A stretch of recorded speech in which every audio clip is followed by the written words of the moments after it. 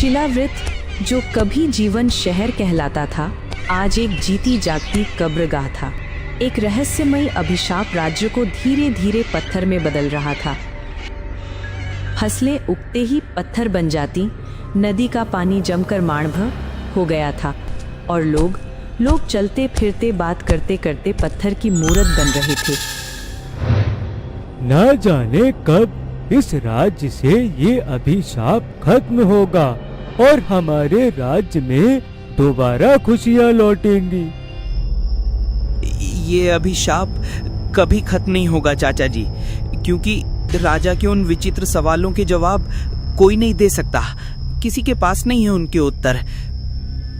यदि ऐसा नहीं हुआ तो बेटा वो दिन दूर नहीं है जब हम भी एक पत्थर की मूर्ति में परिवर्तित हो जाएंगे।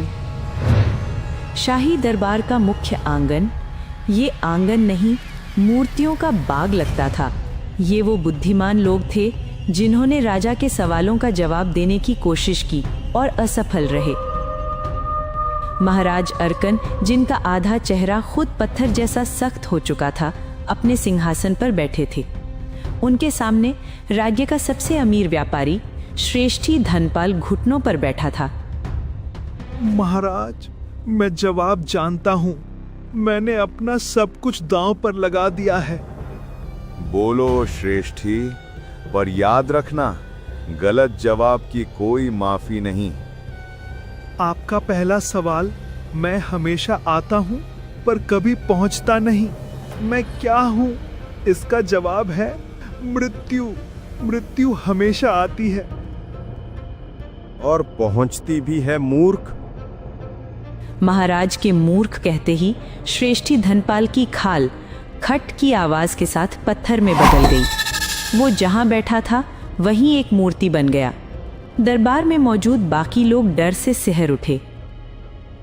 अफसोस, एक और बुद्धिमान आत्मा व्यर्थ हो गई। महाराज, आपको ये खेल बंद कर देना चाहिए। ये अभिशाप लाइलाज है। हमें खेल? तुम इसे खेल कहते हो विकाल? मेरा राज्य मर रहा है और तुम क्या कर रहे हो? मैं वही कर रहा हूं जो जरूरी है महाराज। मैं अनाज के पत्थर बन चुके भंडारों को सुरक्षित कर रहा हूं। मैं प्रजा को संभाल रहा हूं। ढिंढोरा पिटवा दो पूरे राज्य में। जो भी मेरे 2 सवालों का जवाब देगा, मैं उसे ये सिंहासन दे दूंगा। पर जो असफल हुआ, उसका हश्र वो खुद देख रहा है। मुझे नहीं लगता महाराज, राज्य में कोई इतना बुद्धिमान व्यक्ति होगा जो आपके इन विचित्र सवालों के उत्तर दे पाए। मैंने तुमसे जितना कहा केवल उतना करो। उन्हें बताओ, मेरा पहला सवाल है, मैं हमेशा आता हूं पर कभी पहुंचता नहीं, मैं क्या हूं? और दूसरा सवाल है, मेरे पास एक मुंह है पर बोल नहीं सकता, एक बिस्तर है पर सो नहीं सकता, मैं क्या हूं? महाराज ये कहकर गुस्से में दरबार से बाहर चले जाते हैं। विकाल उन मूर्तियों को देखकर मुस्कुराता है। ये अराजकता उसके लिए किसी वरदान से कम नहीं थी।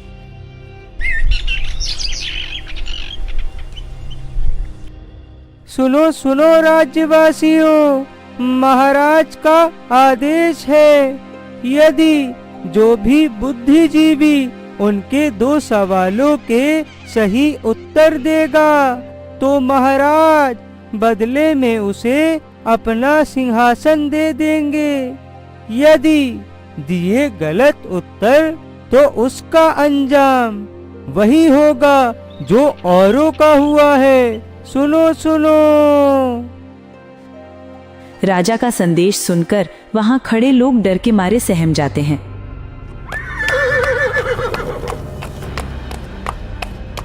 राजा के सवाल तो ऐसे हैं जिसका उत्तर इस पूरे संसार में कोई नहीं दे सकता।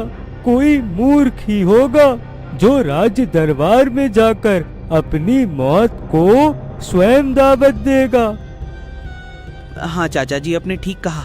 क्या आपको पता है, आज श्रेष्ठी धनपाल राज्यसभा में गया था धन के लालच में, राजा के उन विचित्र सवालों के जवाब देने, पर अफसोस उसने गलत जवाब दिया और वो भी एक पत्थर की मूर्ति में परिवर्तित हो गया। हाँ बेटा, सुना तो मैंने भी यही है। अब तो भगवान ही हमें इस संकट से बाहर निकाल सकता है, अपना कोई दूत भेजकर। रोहन अपनी छोटी सी कार्यशाला में बैठा था। वो एक पत्थर तराश था, पर जब पूरी दुनिया ही पत्थर बन रही हो तो एक पत्थर तराश का क्या काम। वो अपनी हथौड़ी से एक पत्थर पर वार करता है, पर पत्थर टूटता नहीं। अभिशाप ने पत्थर को अभेद्य बना दिया था। लानत है, ये कैसा मजाक है। मेरा हुनर ही मुझसे छिन गया। एक पल बिना पैसे के काटना भारी पड़ रहा है। यदि यह अभिशाप खत्म नहीं हुआ तो हम तो समय से पहले ही भूख से मर जाएंगे। तभी उसकी छोटी बहन राधा अंदर आती है। वो अपने दाहिने हाथ को अपनी शॉल में छिपा रही थी। अरे भैया, तुम इतने गुस्से में क्यों हो? कुछ नहीं गुड़िया, बस काम नहीं चल रहा। राज्य में चारों ओर अभिशाप फैला है, जिसके चलते पूरे राज्य में सारे काम धंधे चौपट पड़े हैं। न जाने कौन सा वो दिन आएगा जब ये अभिशाप टूटेगा और हमारे राज्य में दोबारा खुशियां लौटेंगी। तो भैया, तुम राजा के दरबार में क्यों नहीं जाते? तुम इतने बुद्धिमान हो, तुम अपनी कला से एक बेकार और बेजान पत्थर को तराश कर उसको एक इंसान की मूर्ति में परिवर्तित कर देते हो, तो तुम उन सवालों के जवाब क्यों नहीं देते? चुप, बिल्कुल चुप। राजा के वो सवाल एक धोखा हैं, एक जाल हैं। जो भी उनके पास गया वो वापस नहीं आया। पर भैया, तुम्हें क्या लगता है मैं क्यों नहीं जाता? क्योंकि मैं लालची नहीं हूं। मुझे सिंहासन नहीं चाहिए, मुझे बस तुम चाहिए। राधा रो पड़ती है और अपनी शॉल हटा देती है। उसका दाहिना हाथ, उसकी उंगलियां कोहनी तक पत्थर की बन चुकी थीं। पर मेरे पास ज्यादा वक्त नहीं है भैया। यदि जल्द ही उन सवालों के जवाब नहीं खोजे गए तो मैं पूरी तरह एक पत्थर की मूर्ति में परिवर्तित हो जाऊंगी और वो दिन दूर नहीं है। रोहन ये देखकर हैरान हो जाता है। वो अपने बहन के पत्थर के हाथ को छूता है। वो ठंडा और सख्त था। वही अभिशाप उसके घर तक पहुंच गया था। नहीं, मैं ऐसा नहीं होने दूंगा। मैं तुम्हें कभी भी एक पत्थर में परिवर्तित नहीं होने दूंगा राधा। तुम क्या करोगे भैया? मैं दरबार नहीं जाऊंगा। यदि मैं वहां गया और महाराज के उन सवालों के उत्तर देने का प्रयास किया और यदि गलती से भी उत्तर गलत हुआ तो मैं भी उन मूर्तियों के बाग में शामिल हो जाऊंगा। मैं जवाब ढूंढने इन सवालों की जड़ तक जाऊंगा। जड़? हाँ, जड़। वो शून्य पर्वत जहां से ये अभिशाप शुरू हुआ था, जहां से ये सवाल आए थे। पर भैया, वहां पहुंचना तो असंभव है। उस रास्ते का खतरनाक जंगल और उसमें रहने वाले जंगली जानवर इंसान को वहां पहुंचने से पहले ही मार देते हैं। हाँ, मैं जानता हूं मेरी गुड़िया, पर शायद मेरे पास इसके अलावा कोई दूसरा रास्ता भी नहीं है जिससे मैं उन सवालों की जड़ तक पहुंच सकूं। और तुम चिंतित मत होना, मैं सफल होकर ही लौटूंगा और तुम्हारे साथ साथ मैं अपने इस पूरे राज्य को इस अभिशाप से मुक्ति दिलाऊंगा।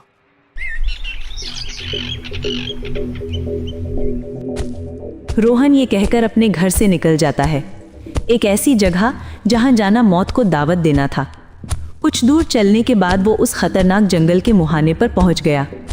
तभी उसे ऐसा महसूस हुआ जैसे उसका कोई पीछा कर रहा हो। अरे ये क्या? यहाँ तो आसपास मुझे कोई दिखाई नहीं दे रहा है। फिर मुझे ऐसा क्यों लगा कि जैसे मेरा कोई पीछा कर रहा हो? हो सकता है ये मेरा वहम हो। हिम्मत रख रोहन, राधा के लिए और उन मजलूम राज्यवासियों के लिए जो बेवजह एक पत्थर की मूर्ति में परिवर्तित हो रहे हैं उस अभिशाप के चलते। रोहन ये सोचकर जंगल की गहराइयों में बढ़ता है। तभी उसके पीछे एक साया हिलता है। रोहन अपनी हथौड़ी निकालता है। कौन है? सामने आओ। तभी उसके सामने राज्य का मंत्री विकाल कुछ सैनिकों के साथ उसके सामने आता है। रोहन उसे देखकर हैरान हो जाता है। तुम मेरा पीछा कर रहे थे, पर क्यों? मैं तुम्हारा नहीं, जवाब का पीछा कर रहा था। लड़के, मुझे लगा था कि जब तुम जैसा हताश आदमी घर से निकलता है तो वो जरूर किसी ठोस सुराग पर निकलता है। और देखो, मैं सही था। मैं नहीं जानता कि जवाब क्या है। तो फिर तुम यहां क्यों आए हो? देखो, मुझे सिंहासन या राजा में कोई दिलचस्पी नहीं। मुझे वो शक्ति चाहिए जिसने इस राज्य को पत्थर बनाया है। तुम पागल हो। वो शक्ति हमें मार रही है। उसने पूरे राज्य में तबाही मचाई हुई है। लोग चलते फिरते पत्थर में परिवर्तित हो रहे हैं और तुम्हें वो शक्ति चाहिए है। जो मार सकती है वो बचा भी सकती है। और मैं जानता हूं तुम इस जंगल में उस वृद्ध तपस्वी वासुदेव की तलाश कर रहे हो। अब मुझे उस वृद्ध तपस्वी के पास ले चलो जिससे तुम मिलने आए हो। तुम्हें तपस्वी वासुदेव के बारे में कैसे पता? क्योंकि मैं बेवकूफ नहीं हूं। मैं जानता हूं कि ये सवाल पहेलियां नहीं है, ये चाबियां हैं। चलो, अब मुझे उस तपस्वी के पास ले चलो, यदि तुम जीवित रहना चाहते हो तो। रोहन उसकी बात सुनकर घबरा जाता है और उस मंत्री को अपने साथ लेकर आगे बढ़ता है। कुछ दूर चलने के बाद उन्हें एक गुफा दिखाई देती है। क्या ये वही गुफा है जिसमें वो बूढ़ा तपस्वी अपनी तपस्या में लीन है? हाँ, ये वही गुफा है। सैनिकों, जाओ अंदर और उस तपस्वी को चारों ओर से घेर लो, इससे पहले वो बूढ़ा तपस्वी कहीं भाग जाए। जाओ जाओ, जल्दी करो। ये तुम क्या कर रहे हो? वही जो मुझे करना चाहिए। गुफा के अंदर एक वृद्ध तपस्वी ध्यान में बैठे थे। मंत्री विकाल के सैनिकों ने उन्हें चारों ओर से घेर लिया था। तो तुम आ गए, वो जिसे जवाब चाहिए और वो जिसे शक्ति। बातें मत बनाओ बूढ़े, हमें अभिशाप का तोड़ बताओ। तोड़ सवालों में ही छिपा है। पूछो, तुम्हारे क्या सवाल हैं? महाराज, पहला सवाल है, मैं हमेशा आता हूं पर कभी पहुंचता नहीं। मैं क्या हूं? ये बच्चों की पहेली। इसका जवाब है आने वाला कल। कल तो आता भी है और पहुंचता भी है महामंत्री। और तुम बताओ, तुम एक पत्थर तराश हो, तुम क्या सोचते हो इस सवाल के बारे में? रोहन ने अपनी आंखें बंद की। उसने अपने हाथ, हथौड़ी और पत्थर को याद किया। जब मैं पत्थर तराशता हूं तो मैं कुछ बनने का इंतजार करता हूं। मैं हमेशा मूर्ति के करीब पहुंचता हूं, पर मैं कभी उस चीज तक नहीं पहुंच पाता जो मेरे दिमाग में थी। और नजदीक तुम इस सवाल के उत्तर तक पहुंच चुके हो। ये कल नहीं है, ये अभी भी नहीं है, ये अगला पल है। क्या बकवास है? ये उत्तर कैसे हो सकता है? नहीं, ये सच है। अगला पल हमेशा आ रहा होता है, पर जैसे ही वो पहुंचता है वो अगला पल नहीं रहता, वो ये पल बन जाता है। वो हमेशा आता है पर कभी अगले पल के रूप में पहुंचता नहीं। पहला जवाब स्वीकार किया गया। तुमने सही उत्तर दिया पुत्र। विकाल अविश्वास से रोहन को घूर रहा था। ये गंवार किसान सही कैसे हो सकता है? ठीक है, दूसरा सवाल। मेरे पास एक मुंह है पर बोल नहीं सकता, एक बिस्तर है पर सो नहीं सकता। इसका जवाब दो। ये क्या है? ये एक चेतावनी है रोहन, एक कहानी। कहानी? हाँ, शिलाव्रत के पहले राजा की कहानी। वो एक महान राजा था, पर उसे एक ही चीज से डर लगता था, बदलाव से। वो चाहता था कि उसका राज्य, उसका आज हमेशा के लिए ऐसा ही रहे। इसलिए उसने एक सौदा किया, एक असंभव सौदा। कैसा सौदा महाराज? उसने काल देवता को बंदी बना लिया। क्या तुम मूर्ख हो बूढ़े तपस्वी? काल देवता को कोई भला कैसे कैद कर सकता है? तपस्वी महाराज विकाल को अनदेखा करते हुए कहते हैं, उसने काल देवता को इसी शून्य पर्वत के नीचे एक गुफा में कैद कर दिया और समय राज्य में रुक गया। पर रुकी हुई हर चीज का एक ही अंत होता है रोहन। वो पत्थर बन जाती है। हाँ, अभिशाप यही है। राज्य में समय नहीं बह रहा है और जो सवाल राजा अर्कन पूछ रहे हैं वो कोई पहेली नहीं, वो उस बंदी काल देवता का वर्णन है।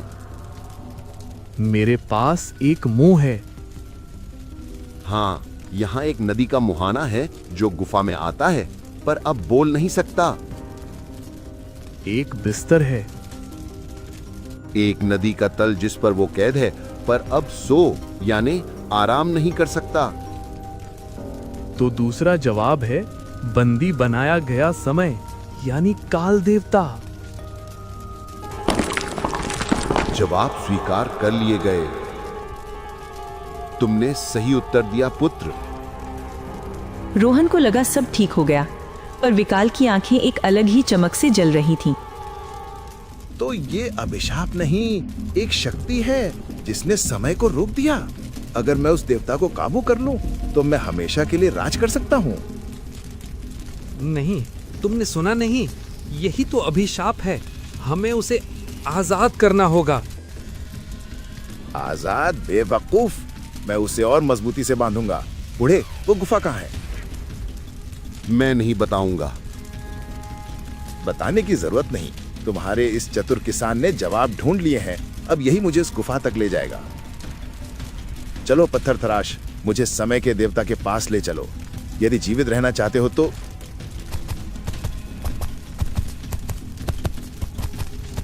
बलपूर्वक महामंत्री रोहन लेकर उस गुफा की ओर बढ़ता है। गुफा के अंदर का दृश्य भयानक था। एक विशाल धड़कता हुआ हृदय, जो असल में समय का स्रोत था, जंजीरों से बंधा था और उन जंजीरों पर अभिशाप का पत्थर चढ़ रहा था। ये है असली शक्ति, जिसको पाने के लिए मैंने वर्षों प्रतीक्षा की, न जाने कितने लोगों की बलि चढ़ाई। अब ये शक्ति केवल मेरी होगी।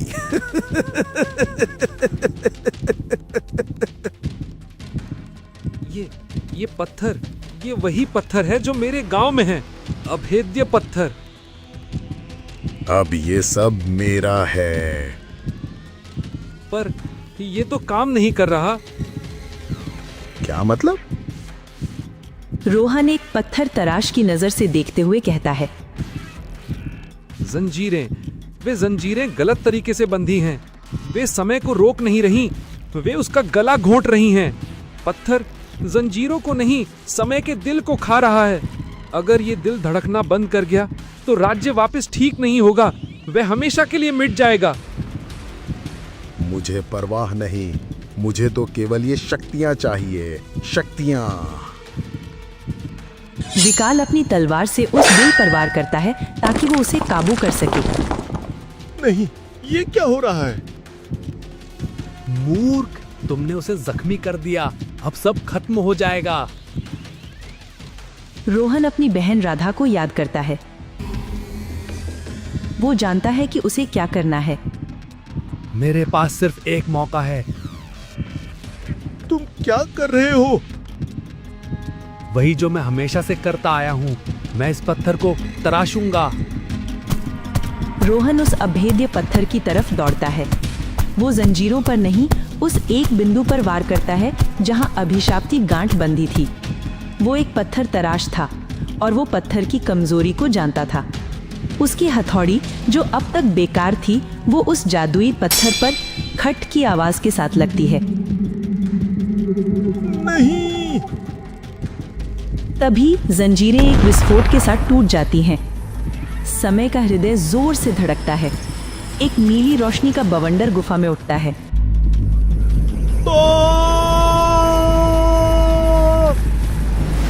विकाल उस रोशनी में जलकर राख हो जाता है।